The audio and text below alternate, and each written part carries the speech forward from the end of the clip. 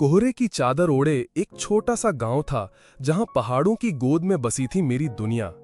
वहां मैंने पहली बार देखा था उसे, आलिया। उसका हुस्न ऐसा था मानो चांदनी रात में सितारों ने मिलकर उसे गढ़ा हो। उसकी आंखों में समंदर की गहराई थी और मुस्कान में सुकून का आलम। मैं एक साधारण सा शायर जिसके पास सिर्फ शब्दों का खजाना था, उसकी एक नजर के लिए तरसता था। हर सुबह जब वो झरने के पास पानी भरने आती, मैं दूर पेड़ की छांव में खड़ा उसकी एक झलक के लिए बेकरार रहता। मेरी कलम से निकलते थे सिर्फ उसके लिए शेर, मगर हिम्मत न थी कि उन्हें उस तक पहुंचाऊं। इश्क का ये आलम था कि मेरी रूह तड़पती मगर जुबान खामोश रहती। एक दिन गांव में मेला लगा। रंग बिरंगे झंडों और मिट्टी की सौंधी खुशबू के बीच मैंने उसे देखा। वो हंस रही थी और उसकी हंसी में जैसे सारी कायनात ठहर गई। मैंने हिम्मत जुटाई और एक कागज पर लिखा हुआ शेर उसकी ओर बढ़ाया।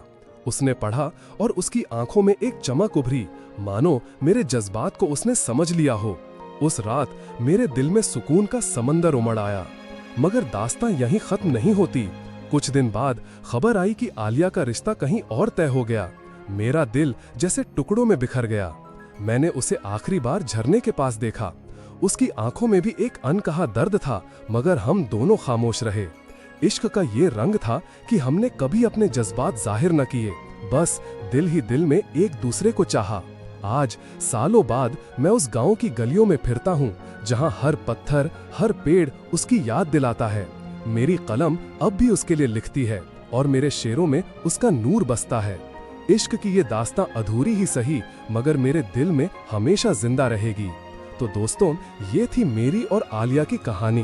एक ऐसी दास्तां जो इश्क, हुस्न और अनकहे जज्बात से बुनी गई। क्या आपने भी कभी ऐसा इश्क जिया है जो रूह में बसता हो मगर जुबान पर ना आए?